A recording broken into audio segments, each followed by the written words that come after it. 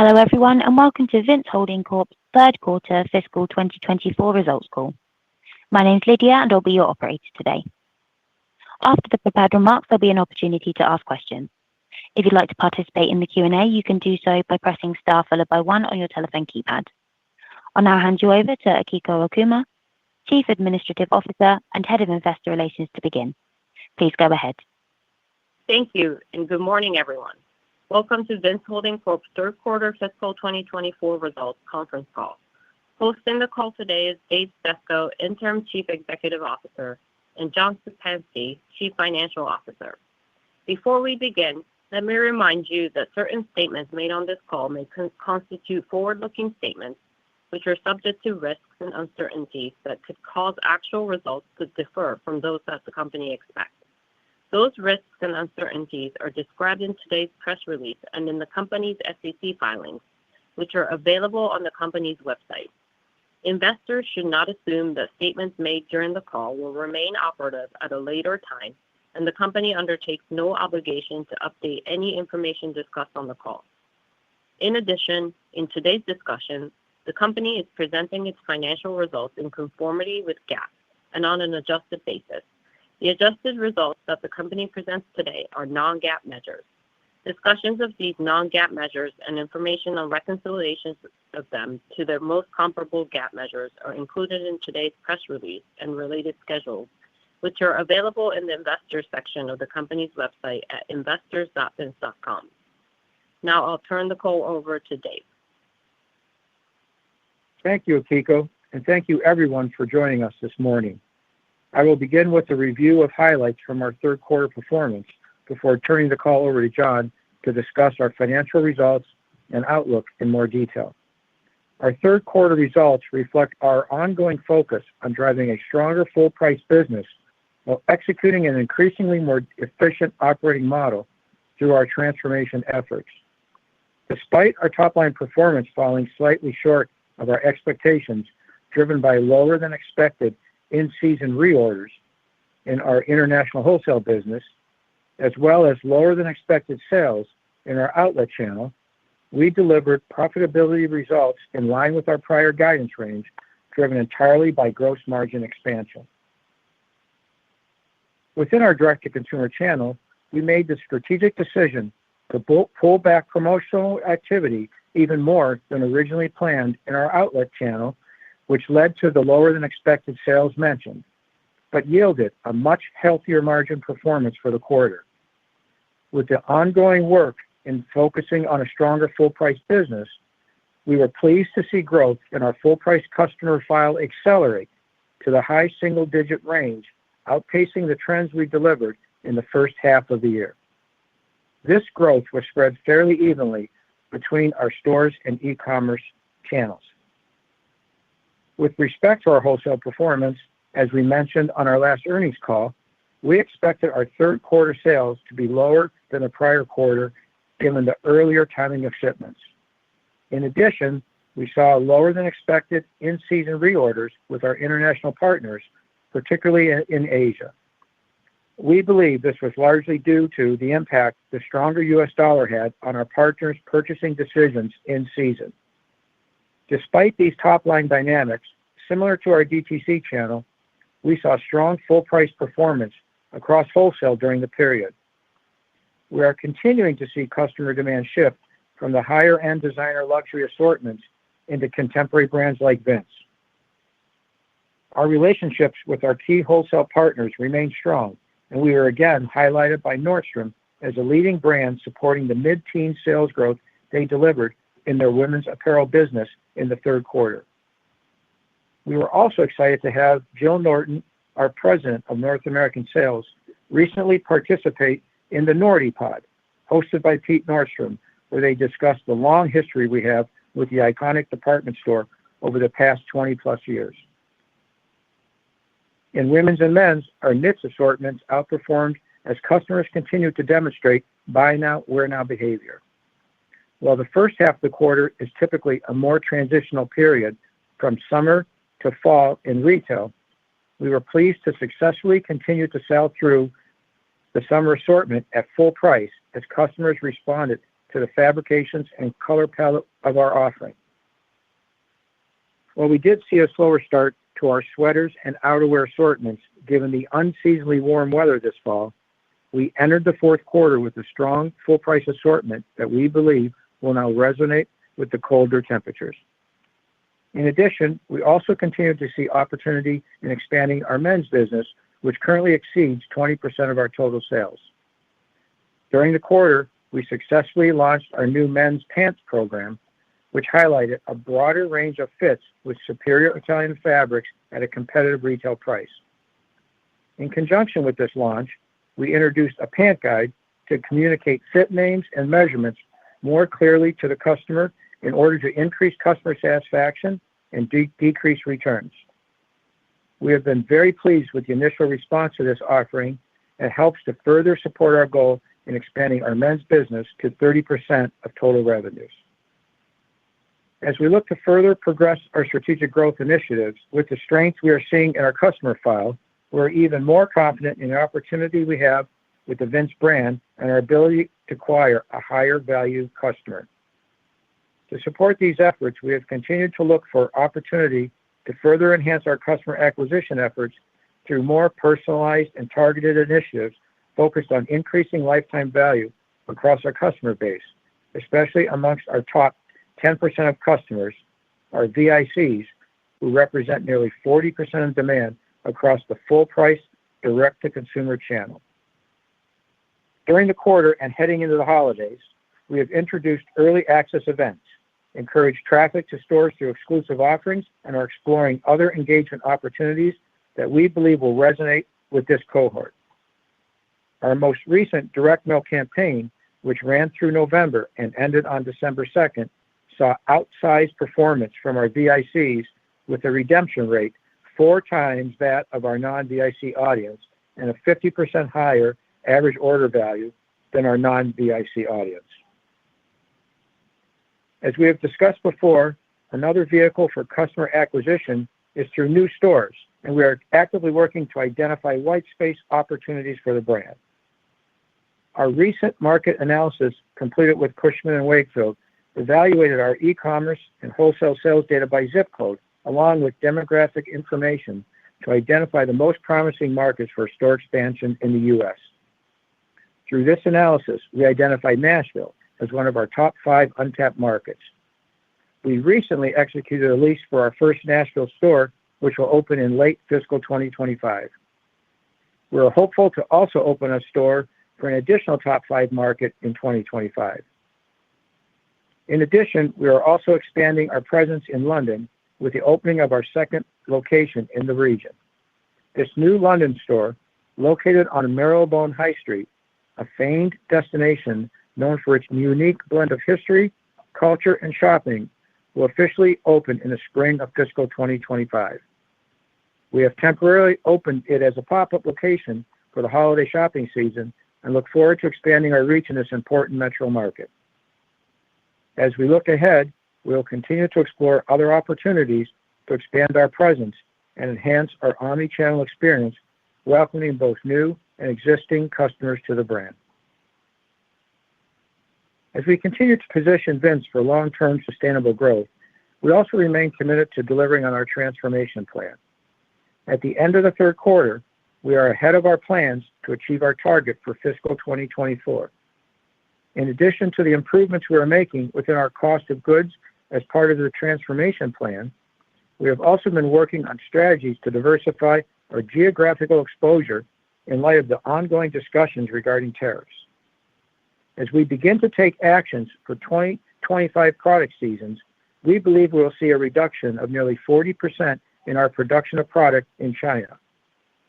Further reduction strategies are being discussed.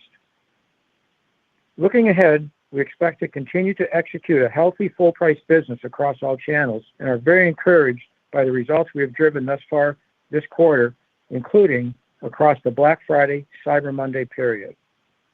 While we are enthused by our results to date, we remain cautious with our outlook given the shortened holiday season and the ongoing uncertainty around the consumer. We do believe we are well positioned to deliver on our objectives for this year. Before I turn the call over to John, I would like to acknowledge our teams for their continued efforts towards achieving our goals while prioritizing and enhancing our relationships with our customers, vendors, and wholesale partners. We are highly confident in Vince's future and together remain dedicated to ensuring its long-term success. I'll now turn it over to John to discuss our financial results and outlook in more detail. John? Thank you, Dave, and good morning, everyone. As Dave discussed, our disciplined approach to full price selling and execution of our transformation plan continued to strengthen our financial foundation this quarter. While total revenue declined compared to the prior year period, we achieved meaningful bottom line improvements highlighted by substantial gross margin expansion. Let me walk you through the key financial metrics and provide additional color on our performance for the quarter. Total company net sales for the third quarter decreased 4.7% to $80.2 million compared to $84.1 million in the third quarter of fiscal 2023. The year-over-year decrease in total company net sales was driven by an 8.3% decrease in our direct-to-consumer segment and a 2.2% decrease in our wholesale segment. As Dave reviewed, these results were slightly below our expectations, driven by lower than expected in-season reorders in our international wholesale business, as well as lower than expected revenues in our outlet channel. Combined, these factors negatively impacted sales growth in the quarter by 300 basis points. Excluding these factors, revenue trends would have been more in line to our expectations, which incorporated ongoing headwinds in our direct-to-consumer segment from store closures, which was a 163 basis point impact on the quarter, as well as the pullback in promotional activity compared to the prior year. With respect to our wholesale business, we had expected a deceleration in the top line from the prior quarter, given the earlier timing of shipments that we previously discussed on the last call. Gross profit in the third quarter was $40.1 million, or 50% of net sales. This compares to $37.2 million, or 44.2% of net sales in the third quarter of last year. The increase in gross margin rate was driven by approximately 480 basis points related to lower product costing and freight costs, and 80 basis points related to lower promotional activity in the direct-to-consumer segment and lower discounting. These factors were partially offset by approximately 50 basis points attributable to channel mix. Selling, general, and administrative expenses in the quarter were $34.3 million, or 42.8% of net sales, as compared to $34.4 million, or 40.9% of net sales for the third quarter of last year. SG&A dollars were relatively flat compared to the prior year, as a $0.5 million decrease in marketing and advertising expenses, a $0.3 million decrease in rent and occupancy costs, and $0.2 million of expense favorability compared to last year, given the transaction-related expenses with the Authentic transaction, was offset by $0.8 million in increased compensation and benefits, due primarily to higher severance and incentive compensation. Operating income for the third quarter was $5.8 million compared to an operating income of $2.8 million in the same period last year.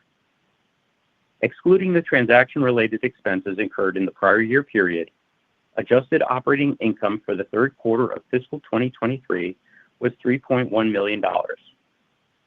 Adjusted operating margin increased approximately 350 basis points compared to the prior year, driven by the gross margin expansion, which was partially offset by SG&A deleverage in the quarter, given the decline in revenue. Net interest expense for the third quarter decreased to $1.7 million compared to $2 million in the prior year. The decrease was primarily driven by expenses related to the refinancing transactions in the prior year, as well as the year-over-year reduction in debt. There was no provision for income taxes this quarter, as given our year-to-date ordinary pre-tax losses for the interim period and our expectation for annual ordinary pre-tax income for the fiscal year.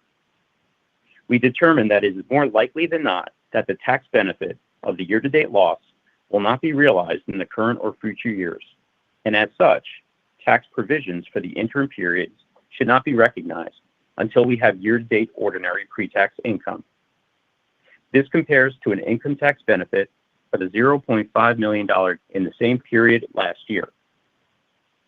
Net income for the third quarter was $4.3 million, or earnings per share of 34 cents, compared to net income of $1 million, or earnings per share of 8 cents in the third quarter last year.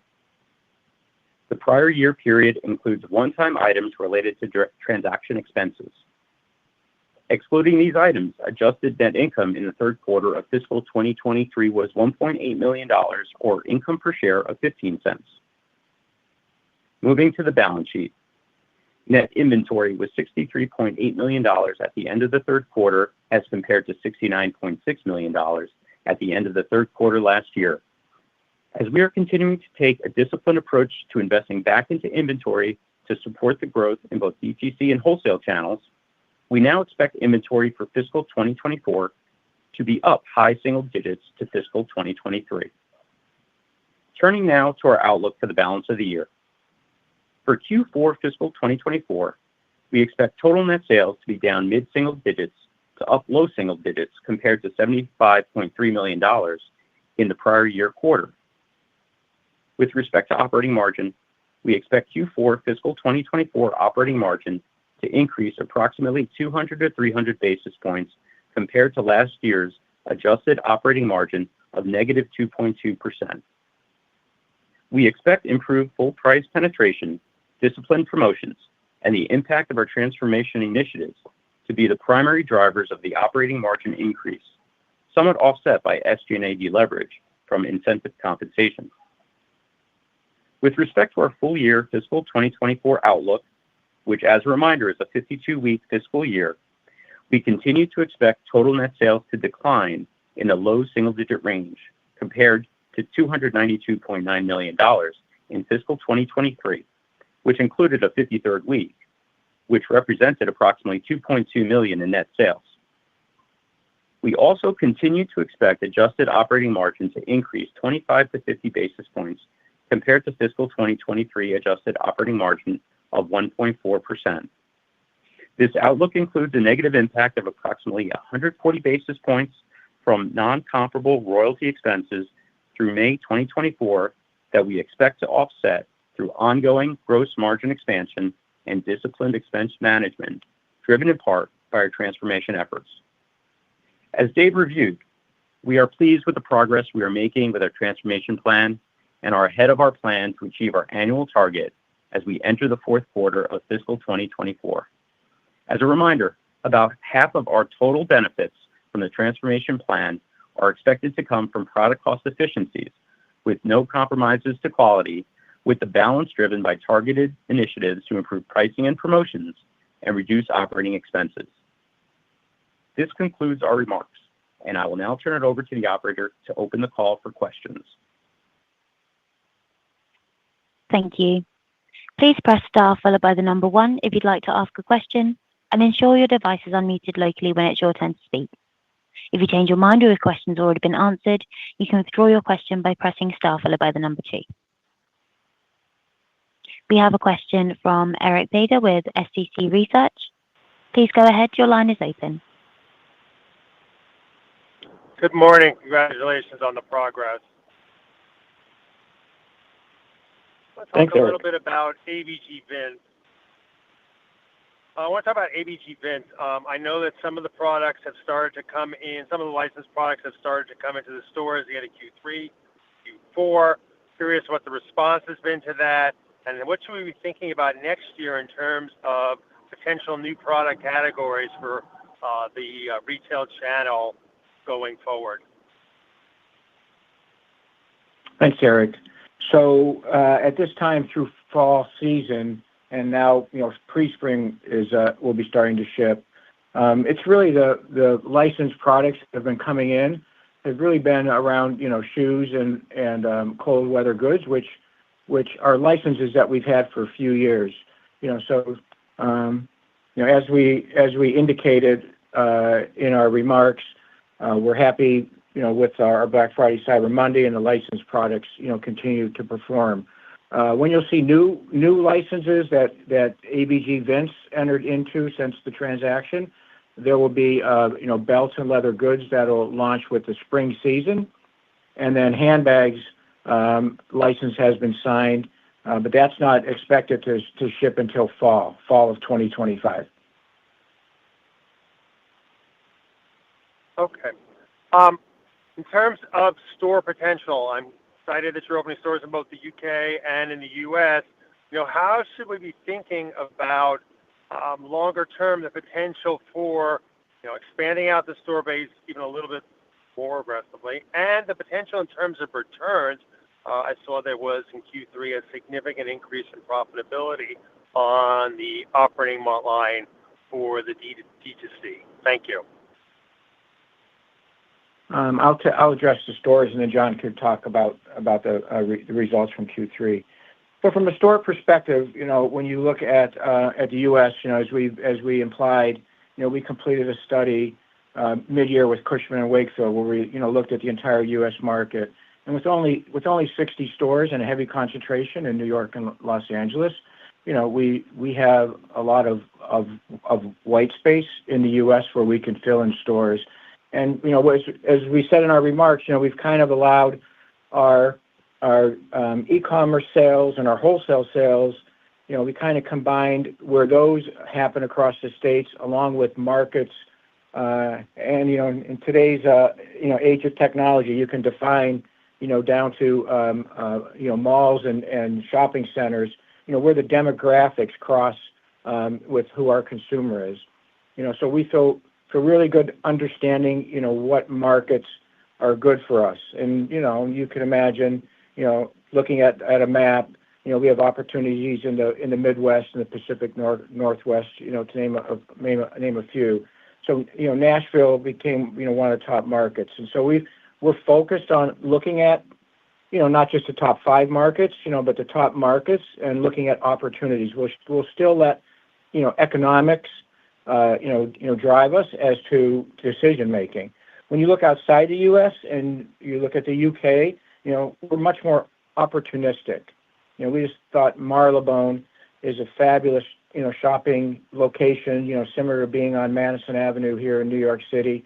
It was an opportunity that we felt was important for the brand, especially looking at the results in our existing Draycott store that's been open for about 5 years now. So we thought it was the right time to make that investment. As we talked last quarter, Eric, we also looked at a market like China, and where we're testing stores. We pulled back in China because of the economic conditions and economic situations going on in China. So that's how we view the world and the U.S. from a new store opportunity. Yeah, and Eric, just to add on that, when we're talking about store performance. Sorry, you wanted to ask a follow-up. No, go ahead. No, I was just going to mention in terms of the financial side of store performance. What we're seeing today. Even though our top line we see was impacted by the store closures that we had in the fleet, as well as the pullback in promotional activity. What we're really seeing is a really positive bottom line impact from that full price selling strategy and all the efforts around transformation that is driving our overall margin results. The other thing that we're seeing is being able to invest back in the right inventory in season is really helping us give a balanced offer to the customer. So all of those factors are really driving the performance in stores. Okay, and one last question. Men's, congrats on getting over 20%. How did the expansion into all the Nordstrom stores go?